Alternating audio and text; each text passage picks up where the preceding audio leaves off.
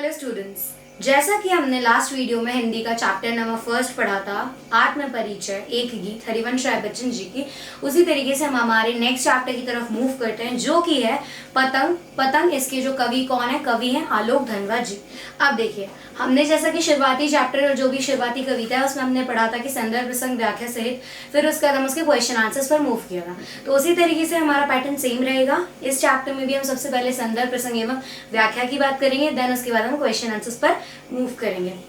देखिए, सबसे पहले इसमें जो संदर्भ प्रसंग आता है वो आता है, सबसे तेज बौछारे गई भादो गई, सवेरा हुआ खरगोश की आंखों जैसा लाल सवेरा, सरद आई फूलों को पार करते हुए अपनी नई चमकीली साइकिल तेज चलाते हुए, घंटी बजाते हुए, जोर जोर से चमकीले इशारों से बुलाते हुए, पतंग उड़ाने वाले बच्चों के झुंड को चमकीले इशारों में बुलाते हुए और आकाश को इतना मुलायम बनाते हुए कि पतंग ऊपर उड़ सके, दुनिया की सबसे हल्की और रंगीन चीज उड़ सके, दुनिया का सबसे पतला कागज उड़ सके, बांस की सबसे पतली कमानी उड़ सके, कि शुरू हो सके सीटियों, नील किलकारियों और तितलियों की इतनी नाजुक दुनिया।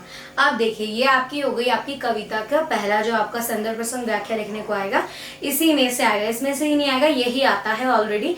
तो हमने देखा है लास्ट ईयर प्रीवियस ईयर्स में कि यही चीजें जो है रिपीट होती आ रही हैं, तो हम वही उसी को रिपीट कर रहे हैं ताकि इनकी प्रोबेबिलिटीज होती हैं जो कि ज्यादा होती है। ओके, अब देखिए संदर्भ प्रसंग व्याख्या, जैसा कि मैंने आपको लास्ट वीडियो में बताया था कैसे लिखते हैं, हम उसी को फिर से एक बार रिपीट कर लेते हैं।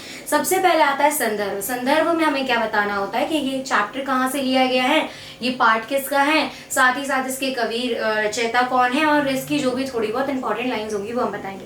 देखिए, उसी तरीके से प्रस्तुत पद्यांश हमारे पाठ्य पुस्तक आरोह के पतंग नामक पाठ से अवतरित है। इसकी रचयिता आलोक धनवा जी हैं।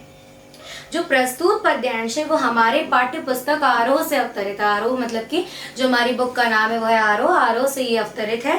और इसके जो कवि हैं वो कौन है, इसके जो रचयिता है वो कौन है, आलोक धनवा जी हैं। तो आप इस बात को ध्यान रखिएगा कि जो इसके कवि हैं वो कौन है, आलोक धनवा जी हैं। नेक्स्ट बोला है प्रसंग। प्रस्तुत पद्यांश कवित्यांश में कवि ने प्रकृति एवं मौसम के होने वाले परिवर्तन एवं उनके रोमांचित पतंग उड़ाने को उत वाले बच्चों की उमंगों की सजीव चित्रण किया है। फिर इन्होंने आगे क्या बोला है कि प्रस्तुत गद्य, हाँ जो गद्य है कवितांश है, उसमें जो कवि हैं आलोक धनवा जी, उन्होंने क्या बताया है, उन्होंने इस कविता में बताया है कि जो मौसम का एक हेर फेर होता है, जैसे मौसम हम कहते हैं ना कि सर्दियों से गर्मियों में जाना, गर्मियों से ठंड में जाना, तो इस तरीके से जो इनका मौसम का हेर फेर है उन्होंने यहाँ पर बहुत अच्छे शब्दों में और वर्णन किया इसका है। तो उसी तरीके से वो कह रहे हैं कि जो प्रकृति एवं मौसम में होने वाले परिवर्तन है एवं उसके रोमांचित पतंग उड़ाने वाले उतावले बच्चों के उमंगों का सजीव चित्रण किया है। जैसे कि दिसंबर से हम जनवरी में जाते हैं तो हम एक पतंग उड़ाने वाले एक फेस्ट मनाते हैं ना, उसी तरीके से उन्होंने बताया कि ये ऐसा त्योहार होता है। फिर व्याख्या देखेंगे, व्याख्या में क्या बोला है कि कवि कहते हैं कि प्रकृति के अनुपम सौंदर्य में परिवर्तन हो गया है। तेज बारिश अब कल की बात हो गई है, मूसलाधार बारिश एवं सामो माह भादो अब बीत चुका है। इन्होंने आगे क्या कहा है कि जो परिवर्तन होता है, कवि क्या कर रहे हैं, परिवर्तन को बता रहे हैं कि ये इस तरीके का जो परिवर्तन है वो यहाँ पर होता है और ये चलता है कि भादो के जो महीने हैं वो आते हैं तो किस तरीके की खुशहाली रंगहाली लेकर आते हैं। साथ में आपको ये समझ में आ रहा होगा कि ये कहना चाह रहे हैं कि जो नन्हे मुन्ने बच्चे हैं जिस तरीके से वो उड़ते हैं, जो अपनी पतंग की जो डोर खींचते हैं, जो पतला कागज होता है वो आसमान में क्या करता है, उड़ता है। साथ में जो हमारे बांस का एक पतली सी छाल होती है, जो बांस की पतली सी लकड़ी रहती है, उसे भी हम क्या कर सकते हैं, उड़ा सकते हैं। तो वही वो इसमें बताना चाह रहे हैं कि किस तरीके से वो इन सारी चीजों को उड़ाते हैं और उड़ाने का जो अनुभव होता है, जो एक खुशी होती है, जो उल्लास होता है, जो एक उत्साह होता है बच्चों के अंदर, वो उसका वर्णन किया है इन्होंने। ठीक है, आप इसे ओन वर्ड्स भी लिख सकते हैं, लेकिन मैं आपको इसीलिए समझा रही हूँ ताकि आपको समझ में आए कि जो एनसीईआरटी वो किस टाइप के आंसर्स मांगती है, फिर किस टाइप का उनका लेखन होना चाहिए। ओके, फिर आगे क्या बोल रहे हैं कि ऋतु बदल रही है, भादो माह के प्रस्थान के बाद शरद ऋतु एवं ऊर्जावान चंचल बादल के समान अपनी नई चमकीली साइकिल के सवार हो खेतों खलिहानों फूलों को पार करते हुए दस्तक दे रही है। ऐसा लग रहा है मानो शरद ऋतु एक बालक के वश में अपनी साइकिल की घंटी जोर जोर से बजाती हुई सराबोर हो गई है। उसके संकेत लुभावने हैं।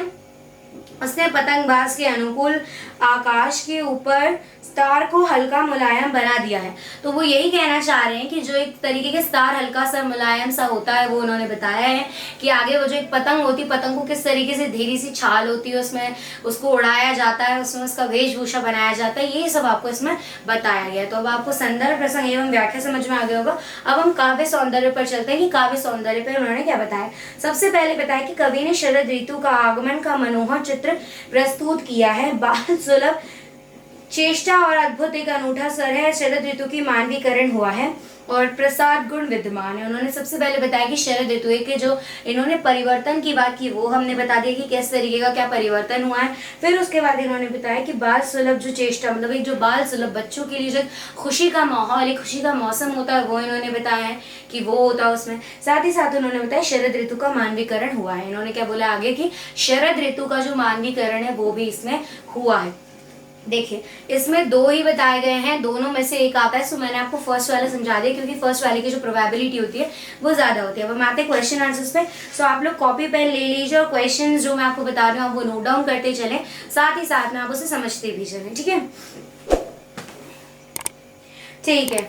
देखिए सबसे पहले क्या बोल रहे हैं, सबसे तेज बौछारी गई भादो गई के बाद प्रकृति में जो परिवर्तन कवि ने दिखाया है उसका वर्णन शब्दों में कीजिए।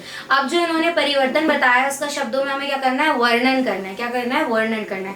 तो सबसे पहले क्या बोला है, संबंधित कविता प्रकृति के अनुपम सौंदर्य से परिपूर्ण है। मौसम बदलने से उत्पन्न वातावरण एवं उसकी आहद्यता बच्चों इस कविता के केंद्र है। जो इन्होंने बताया कि जो मौसम का एक बदलाव है, मौसम का बदलाव, साथ ही साथ में इन्होंने क्या बोला है कि जो इसमें पतंग की बात की गई है, जो बच्चे लहरा कर उड़ाते हैं, जो बच्चे खुशी से उड़ाते हैं, उसके बारे में बताया गया है। फिर उसके बाद बोले सबसे तेज बारिश वाला महीना बीत चुका है। जो सबसे तेज बारिश होती है उसका जो महीना है वो क्या हो चुका है, बीत चुका है। साथ ही काली काली घटाओं वाला भादो मास भी चला गया है। जो साथ ही साथ जो इनकी काली माघ का जो एक भादो का जो महीना होता है वो भी क्या है, घट चुका है, वो चला जा चुका है। आगे कह रहे हैं प्रकृति परिवर्तन का आवरण आड़े आधार से उजाले की ओर बढ़ रहा है। साथ ही साथ वो कह रहे हैं कि अंधेरे से उजाले की ओर हम क्या कर रहे हैं, बढ़ते चले जा रहे हैं। इसमें आप इतना ही आंसर लिखेंगे, सो भी इनफ है ये। ठीक है, अब देखिए फर्स्ट एक हो गया आपका एक आंसर इसमें।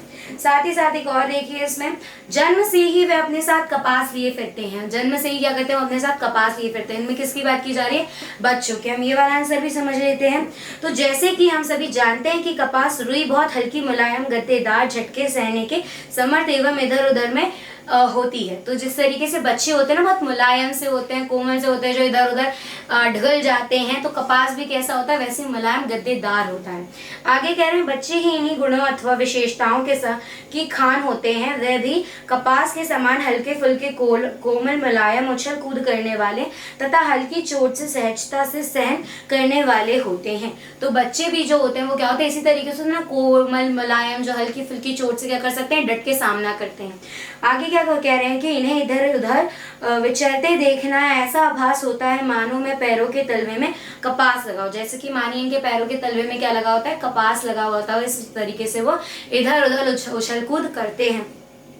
नेक्स्ट क्वेश्चन की तरफ हम मूव करेंगे। नेक्स्ट क्वेश्चन है पतंगों के साथ वह भी उड़ रहे हैं, बच्चों का उड़ान से क्या संबंध है। अब देखिए मैं आपको बता दूं तो हम इसमें सिर्फ और सिर्फ 3 ही क्वेश्चंस आए अराउंड मैंने टिक लगाए हैं, जो कि मुझे ऐसा लगता है कि प्रीवियस ईयर से जो रिपीट होते आ रहे हैं 3 ही क्वेश्चंस हैं, तो हम इन तीनों ही क्वेश्चंस पर ध्यान देंगे। सो अब लास्ट वाला क्वेश्चन मैं आपको समझा देती हूँ। वास्तव में पतंग बच्चों की कोमल भावनाओं के अभिव्यक्ति का सर्वाधिक प्रकृति में तरीके का क्या होता है, सटीक तरीके का वर्णन होता है। आगे देखेंगे क्या कह रहे हैं, ऊर्जा व उत्साह से भरे बच्चे कल्पनाओं में के सागर में गोता लगाते हैं। जब वे अनंत आकाश में उड़ती रंग बिरंगी पतंगों को देखते हैं तो वे भी उन्हीं पतंगों के तरंग खुले आसमानों में उन्मुक्त उड़ने लगते हैं। तो बच्चे जिस तरीके के होते हैं, क्या होते हैं, पतंग के साथ लय तलक में वो उड़ने लग जाते हैं। साथ ही साथ आप देखेंगे कि बोल रहे हैं पतंग उड़ाने को आतुर बच्चे इस कल्पनाई उड़ान के लिए मार्ग की बाधाओं अथवा संबंधों खेतरों में जो खतरों से भी जूझने को तैयार रहते हैं।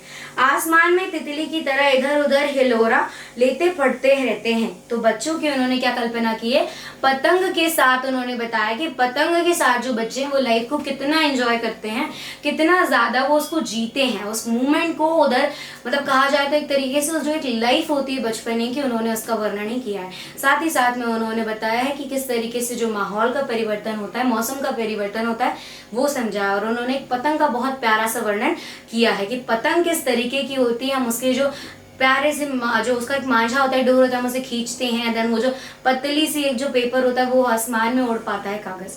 तो अब आपको ये चैप्टर समझ में आ गया होगा। आई थॉट अगर आपको कोई भी डाउट लग रहा है आप कमेंट सेक्शन में जाके डाउट कर सकते हैं, अपना डाउट क्लियर होगा आपका। अगर आपको चैनल अच्छा लगा हो तो आप सब्सक्राइब करें, बेल आइकन दबाना ना भूलें, ताकि आप इस तरीके की कंटिन्यू वीडियो में लिंक मिलता रहे आपको। साथ ही साथ वीडियो अच्छी लगी हो तो लाइक जरूर करिएगा।